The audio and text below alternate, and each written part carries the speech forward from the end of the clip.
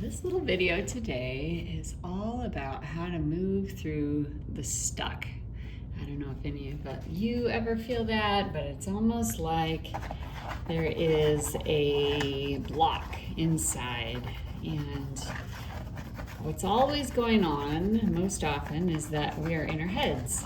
And our head is telling us all the tasks we need to do, or it's saying make sure you do it right, or it's overwhelmed with so many things to do or so many options of where to start or how to do something. The mind is often concerned about what the end is going to look like, and moving through the stuff is all about getting back into the body.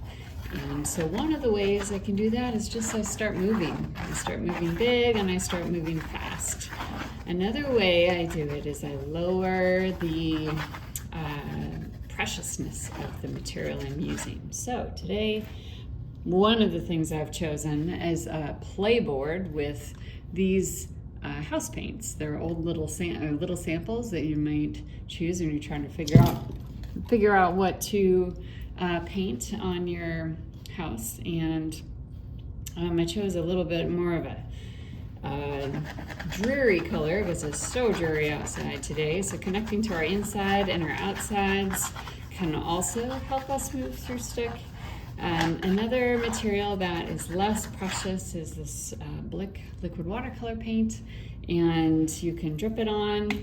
I actually have never used the watercolor paint and house paint together. So that's another thing, is to create some novelty or curiosity with what you're doing, which the thought, I wonder what would happen if I, is the fastest way that I've found to do that. And so I'm just gonna drip a little bit here and move the paint around and see how it interacts with the house paint. And bring my end of the brush back in. Another thing that I will do to help shift my stuckness is to work with something where I make these random marks, and then I'll just take like little pieces of paper and I will do a little printing. Push it down and it makes some really cool designs.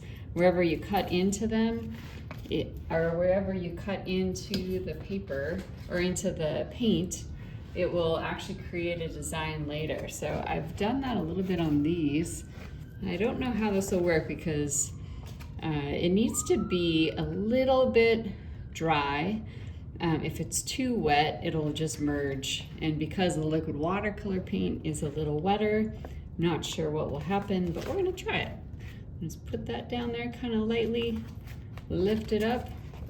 Yep, so it just went into some blobs. But if you did it over here on the house paint part of it, that's a more opaque and thicker kind of paint.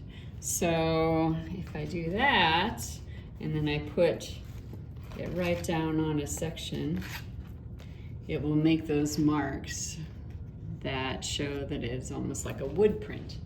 So that's another way to move through.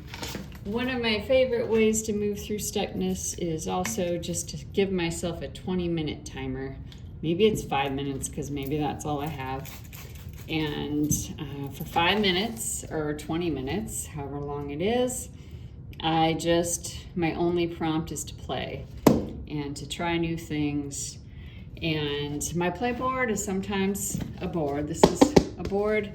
Sometimes it's my art journal, sometimes it's an old sheet of paper that just has some marks on it, or that I gessoed over.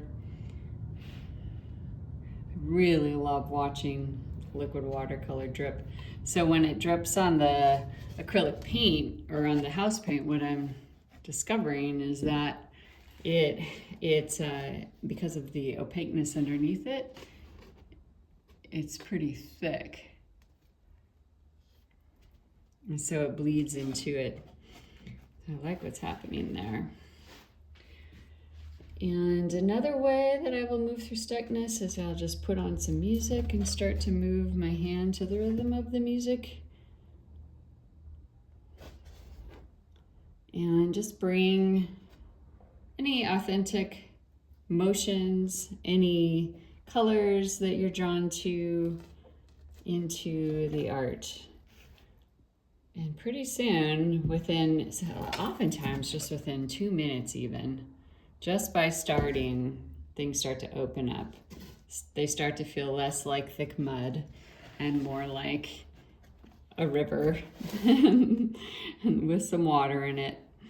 So those are a few little tips today. Enjoy your painting session, and once we start, it's hard to stop. So I often find that once I get started, it's hours later that I actually stop. So I hope that you will enjoy moving through the stuckness today.